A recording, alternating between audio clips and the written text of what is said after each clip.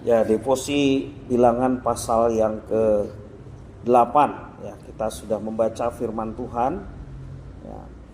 Di sini kita mau belajar bagaimana pentingnya meneguhkan pelayan Tuhan ya. Kita semua juga dipanggil untuk melayani sebagaimana Tuhan Yesus mengatakan bahwa Anak Manusia datang untuk melayani dan menyerahkan nyawanya menjadi tebusan bagi banyak orang.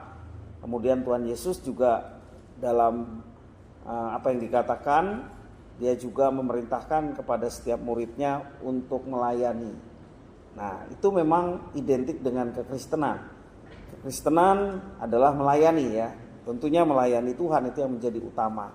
Kalau dia melayani Tuhan, pasti dia juga melayani sesamanya. Ya, firman Tuhan ini berbicara mengenai penabisan orang Lewi ya, untuk membantu pekerjaan kaum imam di kemah pertemuan atau tabernakel. Harun yang mewakili umat harus mengunjukkan orang Lewi sebagai persembahan unjukan.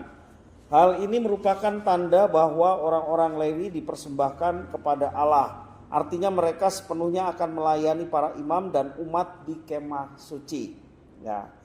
Dari firman Tuhan yang kita belajar hari ini tentang peneguhan atau pelantikan pelayan-pelayan di tabernakel, ya kita juga melihat bahwa di dalam kehidupan kita sebagai orang percaya ada yang namanya pelantikan atau pentabisan pendeta. Ya, misalnya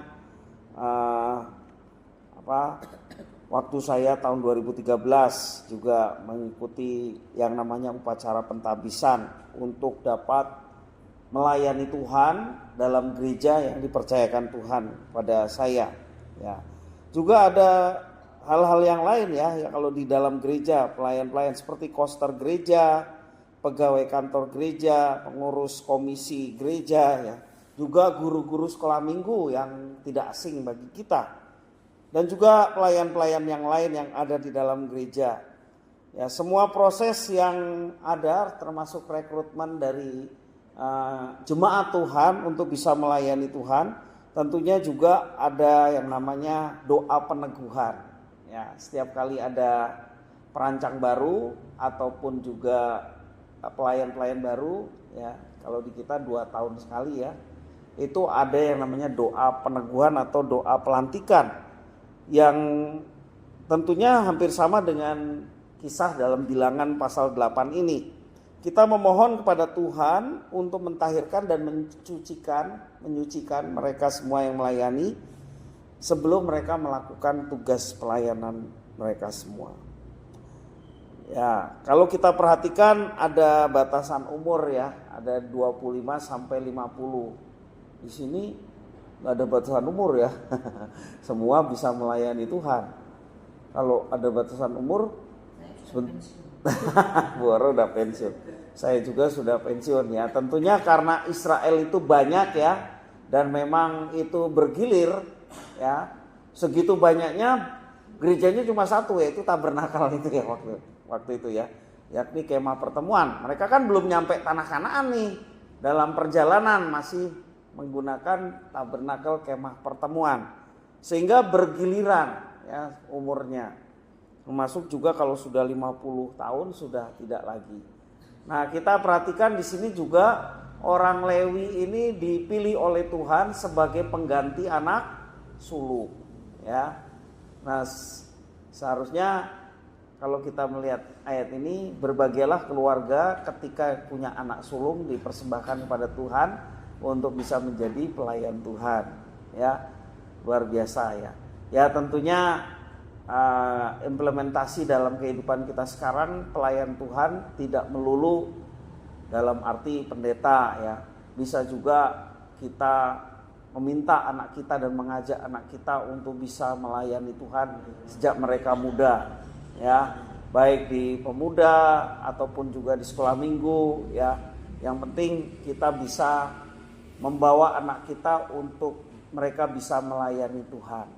Jadi orang Lewi ini pengganti anak sulung dari orang Israel yang sebenarnya anak sulung ini diminta oleh Tuhan. Waktu tulah terakhir mereka keluar dari Mesir, anak sulung mati semua dan anak sulung Israel tidak ya. Dan anak sulung ini diminta oleh Tuhan, maka orang Lewi ini sebagai pengganti anak sulung. Ya.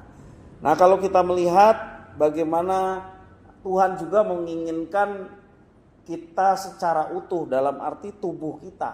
Ya. Kalau di dalam perjanjian baru jelas dikatakan 1 Korintus pasal yang ke-6 ayat 20, kamu telah dibeli dan harganya telah lunas dibayar, karena itu muliakanlah Tuhan dengan tubuhmu. Roma 12 ayat yang pertama, persembahan yang berkenan adalah persembahan tubuh kita yang kudus dan yang hidup, ya. Tentunya bicara mengenai tubuh, bicara mengenai apa yang bisa kita lakukan dengan tubuh kita. Ya, Tuhan tidak ingin ngeroh-ngeroh aja. Ya kamu gak usah melayani lah, kamu yang penting rohmu gitu ya. Enggak ya, tapi yang Tuhan inginkan adalah tubuh. Di mana tubuhmu berada, disitulah rohmu berada, kan gitu, ya kan? Jadi satu. Nah, di mana rohmu berada, di situ juga jiwamu berada. Maka Tuhan menginginkan sesuatu yang praktis, yang dikerjakan oleh orang percaya untuk melayani Tuhan. Nah, kalau dalam konteks kita perjanjian baru, kita ini ada fungsi-fungsi yang berbagai macam ya. Kalau orang percaya disebut imamat rajani, berarti kita fungsi seperti orang Lewi ya, menjadi imam. Tentunya imam yang dimaksud adalah membawa orang supaya bisa kenal Tuhan, kan gitu. Ya, korbannya sudah dipersiapkan oleh Tuhan, yakni Tuhan Yesus sendiri ya. Dia sang imam besar, dia juga sekaligus korbannya. Maka kita sebagai orang percaya kalau disebut imamat rajani adalah seperti tugas imam. Tugas imam adalah melayani dan membawa doa umat supaya semua umat dapat bisa berjumpa dengan Tuhan. Ya. Fungsi kenabian, kita juga punya fungsi kenabian. Apa maksudnya? Fungsi nabi adalah untuk menyampaikan firman Tuhan. Bapak Ibu kalau sedang mengajar firman Tuhan atau menyampaikan firman Tuhan walaupun tidak mengajar, itu kita sedang melaksanakan fungsi kenabian.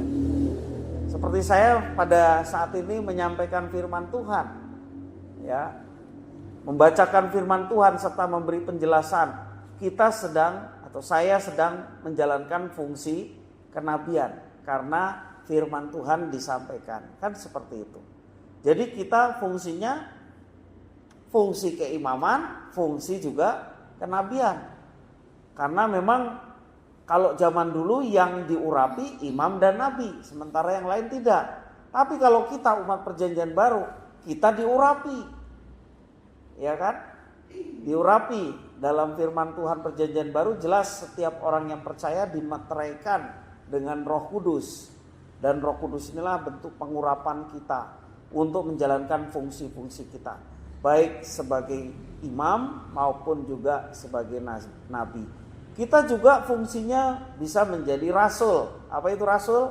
Rasul utusan, ya. Jadi kalau di gereja kita diberkati, nah keluar gereja ada doa berkat, kita diutus keluar. Jadi fungsi kerasulan, ya. Jadi itulah yang keistimewaan gereja Tuhan, yang melanjutkan pekerjaan Tuhan yang sebelumnya sudah dilakukan oleh orang Israel. Kenapa kita yakini bahwa gereja adalah umat Tuhan? Karena Israel tidak ada lagi bait Allah. Itu salah satunya. Bait Allah dulu gak sembarangan ya, tapi setelah Israel banyak memberontak pada Tuhan, memang Tuhan sudah merencanakan bahwa itu akan beralih. Tuhan Yesus sendiri mengatakan, saatnya akan tiba kamu tidak lagi menyembah di Yerusalem, juga di Gunung Gerizim bagi orang Samaria, tetapi kamu akan menyembah dalam roh dan kebenaran. Dan betul Yerusalem sudah nggak ada fungsinya lagi. Ya, Yerusalem sudah tidak ada fungsinya, dan kita juga dalam kitab suci menjelaskan tubuh orang percaya disebut bait Allah. Ya, tubuh orang percaya disebut bait Allah. Maka kita bersyukur kita menjadi sentralnya. Tentunya orang dulu datang ke bait Allah supaya mengalami perjumpaan dengan Tuhan. Kalau bait Allah adalah diri kita, supaya setiap kita berkomunikasi, berhubungan dengan orang lain, orang lain pun boleh merasakan kehadiran Tuhan melalui kita yang boleh berkomunikasi, bersosialisasi dengan sesama kita. Dan itulah fungsi kita. Nah, maka pesan dari firman Tuhan hari ini, kita diajak untuk setia melayani. Karena memang itulah panggilan kita sebagai orang percaya. Dipanggil untuk melayani Tuhan. Dimanapun kita berada, kita membawa nama Tuhan dan kepadanya lah kita melayani. Amin. Mari kita berdoa. Terima kasih ya Tuhan atas firman-Mu. Biarlah Tuhan memampukan kami untuk menjalankan fungsi kami, bukan saja menjadi umat pilihan Tuhan, tetapi kami menjadi fungsi, baik fungsi keimaman, fungsi kenabian, bahkan kerasulan yang dipercayakan Tuhan kepada kami. Terima kasih atas pengurapan Roh Kudus. Kalau kami boleh menjadi berkat bagi orang lain, sehingga orang lain pun boleh mengenal Tuhan. Kami pun dipercayakan firman Tuhan, sehingga kami boleh memperkatakan firman Tuhan. Demikian juga kami diutus kepada dunia ini untuk kami boleh menjadi saluran berkat bagi banyak orang. Terima kasih Tuhan atas firman-Mu. Demi nama Yesus Kristus kami berdoa dan bersyukur. Haleluya. Amin. Tuhan Yesus memberkati.